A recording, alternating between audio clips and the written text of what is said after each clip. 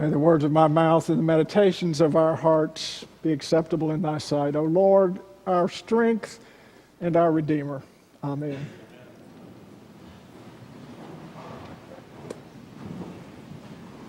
Well, we're coming to the end of another Lenten season. If you're not pleased with the success of your fasting commitment, it's not too late to redeem it to a degree. You may even have some leftover New Year's resolutions. Holy Week is ahead. Lay claim to them in the last week. We started out 5 weeks ago with Jesus walking away from his baptism in the River Jordan into the desert for 3 temptations over a 40-day period. 40 days of Lent. In the Sunday since, we've seen a man blind from birth. Lots of questions about his blindness, born blind from birth. Whose sin was it? But he received his sight on the Sabbath. We sat on the wall with Jesus as he foretold a Samaritan woman's life story. Jesus wasn't supposed to talk to a woman on the wall by a well, and particularly not a Samaritan woman. We were introduced to Nicodemus, the seeker. Nicodemus was head of the temple. Nicodemus came in the middle of the night. We're not sure why. Perhaps because he did not want to be identified with Jesus, but perhaps because he was a seeker and wanted to learn about Jesus. That's when you studied at night. And then we heard last week the story of the rising of Lazarus, Jesus' friend. We've had some long Gospels read, music of the Dylan Mass. I've had the privilege of being in a group with a group of people that joined to talk about the news and the good news. Over much of this time, we've reviewed the headlines from the weeks as they passed and tried to listen to the implications of the gospel. We didn't come up with a lot of solutions or even profound connections. But there was, for me, an awareness of the initial theme of that first Sunday in this season. The sense that life is fragile, that we live in the midst of great change, that perhaps more than ever, we need to reflect on God's Word and on our need for this community. In the middle of the last week's gospel, buried deep inside, was a discussion about the impending danger for Jesus, who was going toward Jerusalem. He was going toward the people who wanted to stone him. But it became apparent in that gospel that Jesus was determined to return to his friend who was about to die, or in fact was dead. And it is Thomas, the twin, who later becomes known as Thomas the Doubter, who says to his fellow disciples, "Let us go with him, that we might die with him." That which has come through the years Lent for me is that sense that Jesus presented in our gospel is a man who is evolving in his feelings, in his insights. They're not all that dramatic, but they are disturbing to the conventional community. He is transcending the law. He heals people on the Sabbath. He sees into the hearts of people. He looks with compassion on those he meets. He weeps for his friend and for those who mourn. At the same time, he's moving toward a deadly confrontation. He moves with conviction and with courage as he approaches Passover. He comes to the center of power, to the temple. He comes into a city, to a crowd that have followed him from his home community. The pressure, the push of those people from Nazareth, his disciples, his family, his friends. And that same group is met by those coming out from Jerusalem to meet him. There is an explosive coming together that seals his fate, identifies him as the claimant to the title, Messiah. There's no turning back. This man has turned the temple leadership on its ear. And from that point forward, we are moving toward crucifixion. One man, in the midst of those 2 million people who pressed into that temple compound that day, has begun to change the way God is perceived. We may take it for granted today, but that day 2,000 years ago, this was a lone man on a donkey in the midst of a group of supporters and surrounded by millions who did not know him. That man, those days, bring us to this point. Listen now as we hear the story of the Passion read. Listen, for the Spirit of God that was working 2,000 years ago, listen for how that Spirit of God is working today in our midst. Amen.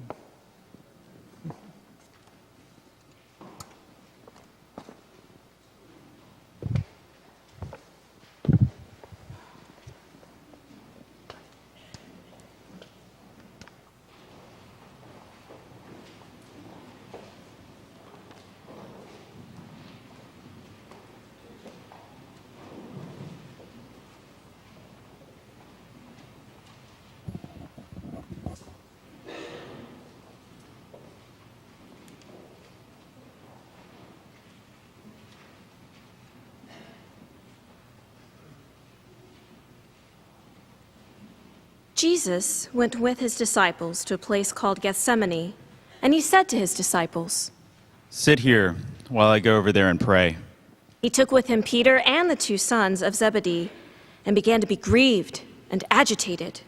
Then he said to them, "I am deeply grieved even to death. Remain here and stay awake with me." And going a little farther, he threw himself on the ground and prayed, "My Father, if it is possible, let this cup pass from me. Yet not what I want, but what you want." Then he came to the disciples and found them sleeping. He said to Peter, "So, could you not stay awake with me 1 hour? Stay awake and pray that you may not come into the time of trial. The spirit indeed is willing, but the flesh is weak." Again he went away for the 2nd time and prayed, "My Father, if this cannot pass unless I drink it, your will be done."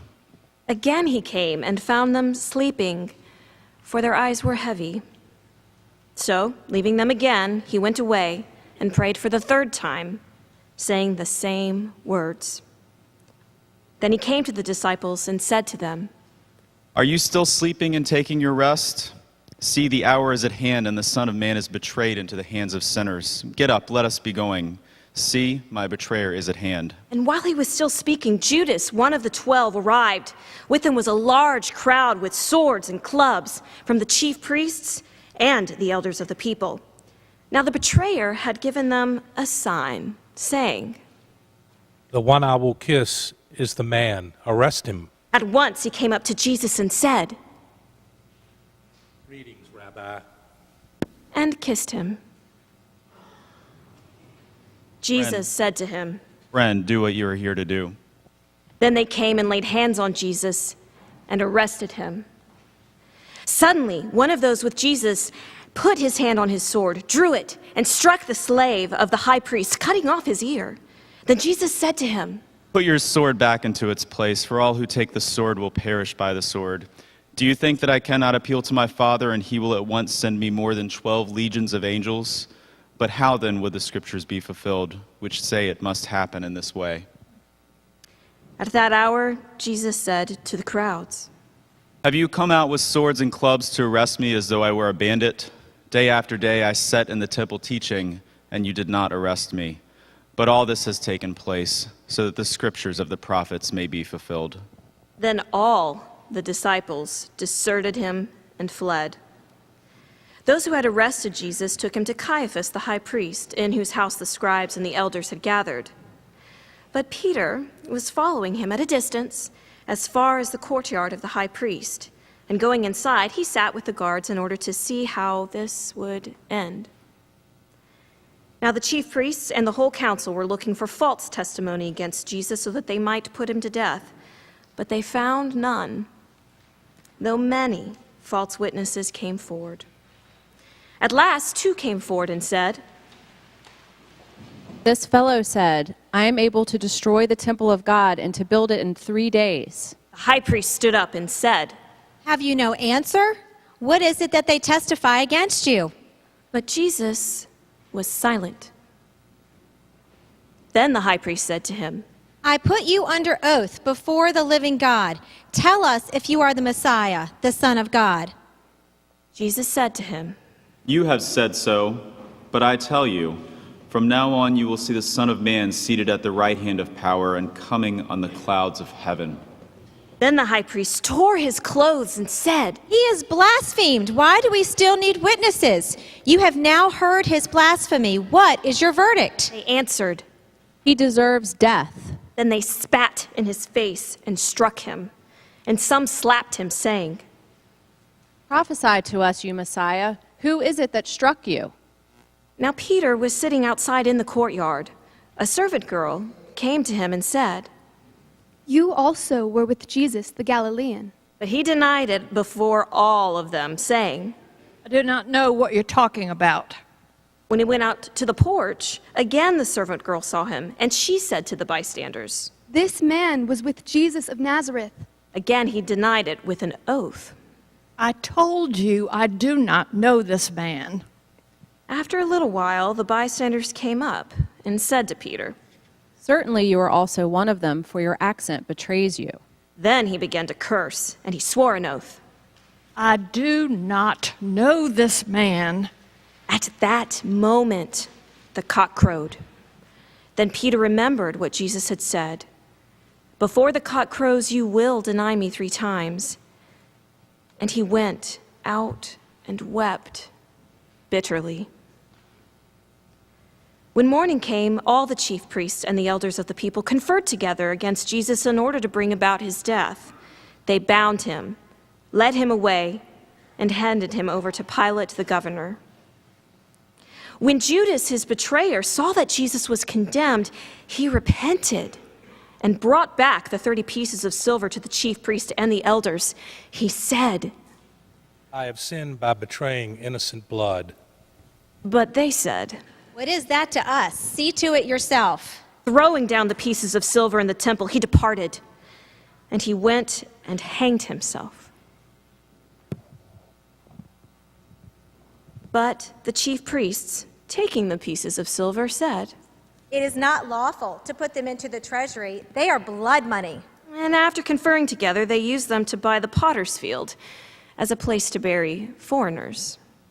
For this reason, that field has been called the field of blood to this day. Then was fulfilled what had been spoken through the prophet Jeremiah. And they took the 30 pieces of silver, the price of the one on whom a price had been set, on whom some of the people of Israel had set a price, and they gave them for the potter's field, as the Lord commanded me. Now Jesus stood before the governor, and the governor asked him, Are you the king of the Jews? You Jesus say said, so. But when he was accused by the chief priests and elders, he did not answer. Then Pilate said to him, Do you not hear how many accusations they make against you? But he gave him no answer, not even to a single charge, so that the governor was greatly amazed. Now at the festival, the governor was accustomed to release a prisoner from the crowd, for the crowd, anyone whom they wanted. At that time, they had a notorious prisoner called Jesus Barabbas. So after they had gathered, Pilate said to them, Whom do you want me to release for you? Jesus Barabbas or Jesus who is called the Messiah? For he realized that it was out of jealousy that they had handed him over. While he was sitting on the judgment seat, his wife sent word to him, "Have nothing to do with that innocent man, for today I have suffered a great deal because of a dream about him." Now the chief priest and the elders persuaded the crowds to ask for Barabbas and to have Jesus killed.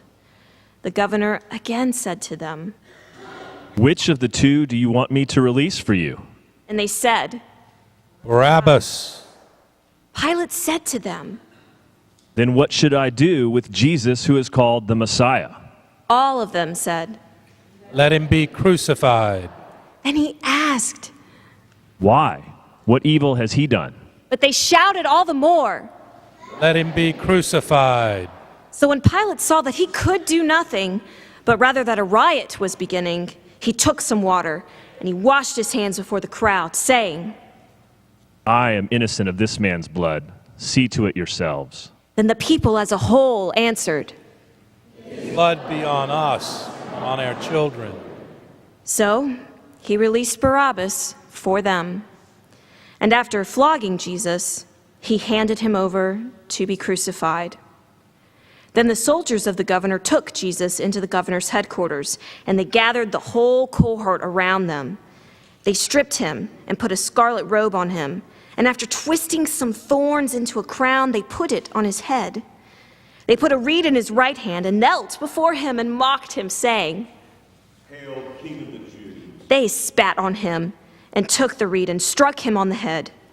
After mocking him, they stripped him of the robe and put his own clothes on him. Then they led him away to crucify him. As they went out, they came upon a man from Cyrene named Simon. They compelled this man to carry his cross.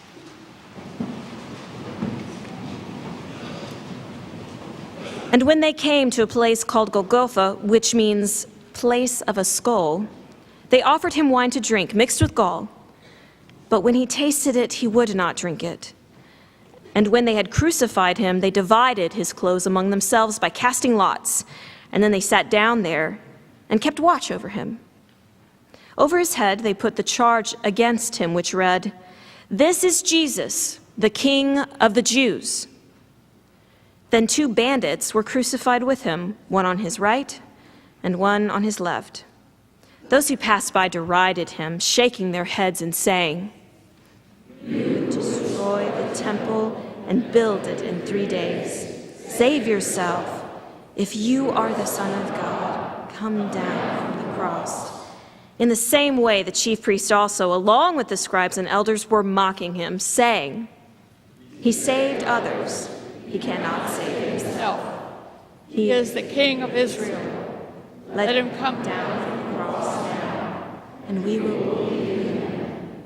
He trusts in God. Let God deliver him now, if he wants to. For he said, I am God's son." The bandits who were crucified with him also taunted him in the same way. From noon on, darkness came over the whole land until 3 p.m.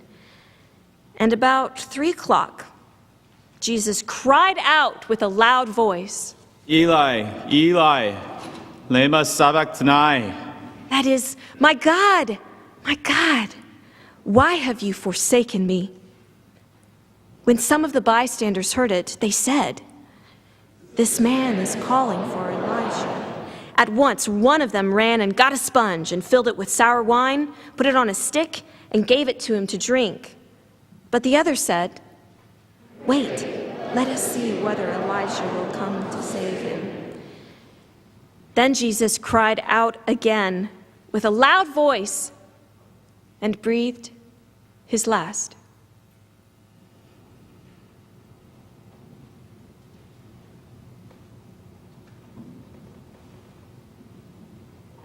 At that moment, the curtain of the temple was torn in two from top to bottom. The earth shook, and the rocks were split. The tombs also were opened, and many bodies of the saints who had fallen asleep were raised. After his resurrection, they came out of the tombs and entered the holy city and appeared to many. Now when the centurion and those with him who were keeping watch over Jesus saw the earthquake and what took place, they were terrified, and they said, "Surely this man Many women were also there, looking on from a distance. They had followed Jesus from Galilee and had provided for him. Among them were Mary Magdalene, and Mary, the mother of James and Joseph, and the mother of the sons of Zebedee. When it was evening, there came a rich man from Arimathea named Joseph, who was also a disciple of Jesus. He went to Pilate and asked for the body of Jesus. Then Pilate ordered it to be given to him. So Joseph took the body and wrapped it in a clean linen cloth and laid it in his own new tomb, which he had hewn in the rock. Then he rolled a great stone to the door of the tomb and went away. Mary Magdalene and the other Mary were there, sitting opposite the tomb. The next day, that is, after the day of preparation, the chief priests and the Pharisees gathered before Pilate and said, Sir, we remember that what this impostor said while he was still alive. After 3 days, I will rise again. Therefore, command the tomb to be made secure until the third day. Otherwise, his disciples may go and steal him away and tell the people he has been raised from the dead. And the last deception would be worse than the first. Pilate said to them, You have a guard of soldiers. Go, make it as secure as you can. So they went with the guard and made the tomb secure by sealing the stone.